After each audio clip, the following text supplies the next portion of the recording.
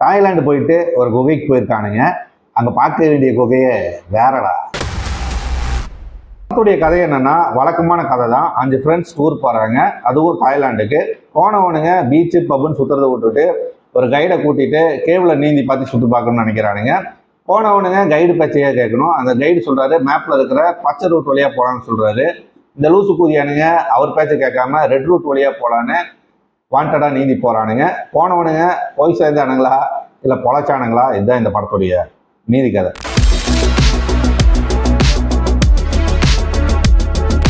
புறா படங்கள்னாலே ஜாஸ் தான் ஞாபகம் வரும். அதை இப்போ வரைக்குமே அடிச்சுக்க முடியாது. ஏன்னா அதோட இன்ஸ்பிரேஷன் இல்லாமல் எடுக்க முடியாது. ஏன்னா அந்த ஜாஸ்ல பார்த்தீங்கன்னா அந்த ஃபின்னு அது வர்றது பார்த்தீங்கன்னா அவ்வளோ டெரராக இருக்கும். அதை வந்துட்டு ஒன்றுமே பண்ண முடியாது. ஏன்னா முன்னாடி எடுத்துட்டாங்க. ஸோ அதை வந்துட்டு பீட் பண்ணுற மாதிரியான ஒரு சீன்லாம் வந்துட்டு இன்னுமே வைக்கல. ஏன்னா அந்த பீரியடில் அப்போ வந்துட்டு சின்ன பசங்க தான். ஆனால் தேட்டரில் பார்க்கும்போது அது வந்து பயங்கரமாக இருந்தது.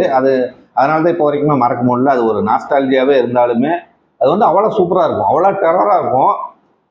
இந்த படம் பார்த்தீங்கன்னா அதையெல்லாம் வந்துட்டு அது கூடையெல்லாம் கம்பேர் பண்ணவே கூடாது. இருந்தாலுமே வந்துட்டு இது ஓரளவுக்கு வந்து டீசெண்டான ஒரு படமாக தான் இருந்துச்சு. எடுத்தோடனே தாய்லாந்து போயிடறானுங்க, பீச்சுக்கு போயிடறானுங்க.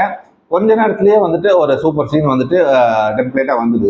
அது நல்லா இருந்துச்சு அந்த சீன். அது வந்து இந்த ஜெல்லி ஃபிஷ் வந்துட்டு வர சீனு, அது ஒரு நல்ல ஒரு ஆடியன்ஸ் உள்ள இழுக்கிற மாதிரியான ஒரு சீனாக தான் இருந்துச்சு. அவ்வளோ ஒரு நல்லாவே இருந்துச்சு அந்த சீன். அதுக்கப்புறம் பார்த்தீங்கன்னா அடுத்தடுத்து ஒவ்வொரு சீனும் அப்படியே வந்துகிட்டே இருக்கு. அது ஒரு ஒரு ஆமை காட்டுறது, அதுக்கப்புறம் பார்த்தீங்கன்னா அந்த ஃபின் வந்துட்டு காலில் பாடுறது, அப்புறம் அதுக்கப்புறம் பார்த்தீங்கன்னா சுறா மீனை காட்டுறதுன்னு அப்படியே அடுத்தடுத்து நல்லா என்கேஜிங்காகவே படம் போகுது.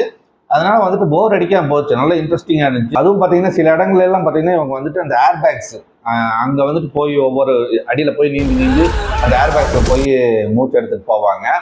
அதெல்லாம் பார்த்தீங்கன்னா அப்படியே மூச்சு முட்டுற மாதிரி தான் இருந்துச்சு. அந்த கிளாஸ்ட்ரோபோபியா ஒரு ஃபீல் இருந்தது. மெயினாக இந்த படத்தில் பார்த்தீங்கன்னா அந்த கேரக்டர்ஸ் வந்து நல்ல ஒரு பர்ஃபார்மன்ஸ் கொடுத்துருக்காங்க. அது வந்து நல்லாவே சூப்பராகவே இருந்துச்சு.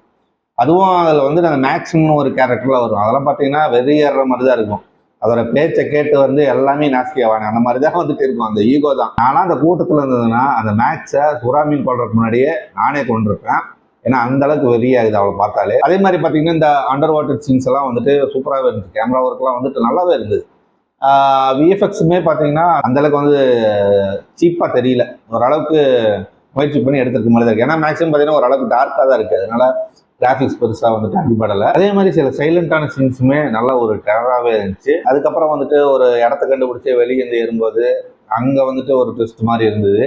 அதுவும் வந்துட்டு ஒரு அன்எக்ஸ்பெக்டடாக தான் இருந்துச்சு. அது நல்லா இருந்துச்சு. அதுவுமே இந்த மாதிரி படம் ஃபுல்லாகவே அங்கங்கே ஆடியன்ஸ் வந்து எங்கேஜிங்காகவே வச்சுக்கிற மாதிரியான சீன்ஸ் எல்லாம் நல்லாவே இருந்தது. அது வந்துட்டு போர் அடிக்கல. படம் வந்துட்டு நல்ல ஒரு சவுண்ட் சிஸ்டத்தோட பாருங்க, இன்னுமே நல்லா இருக்கும். ஏன்னா அந்த அளவுக்கு வந்துட்டு பேக்ரவுண்ட் ஸ்கோர்ஸ் எல்லாம் வந்துட்டு அவ்வளோ சூப்பராக நல்லா இருந்தது. ஸோ இது வந்துட்டு நான் வந்துட்டு பார்க்குற ஐடியா இல்லை, ஒரு அன்எக்ஸ்பெக்டடாக தான் பார்த்தேன். எந்த ஒரு எதிர்பார்ப்பும் இல்லாதனால வந்துட்டு எனக்கு வந்துட்டு நல்லாவே பிடிச்சிருந்துச்சு. படத்தில் பிட்டெல்லாம் எதுவுமே இல்லை, அது கொஞ்சம் வருத்தம் தான். இருந்தாலும் பரவாயில்ல. தமிழ் டப்பில் அமேசான் பிரைம்லேயே இருக்குது. இது ஒரு டெம்ப்ளேட் படமாக இருந்தாலும் போர் அடிக்காமல் நல்லா என்டர்டெயின்மெண்ட்டாக போகுது. ஒரு ஷாக்கார படம் பார்க்கணும்னு நினச்சிங்கன்னா தாராளமாக இந்த படத்தை பார்க்கலாம். பாருங்கள். பை.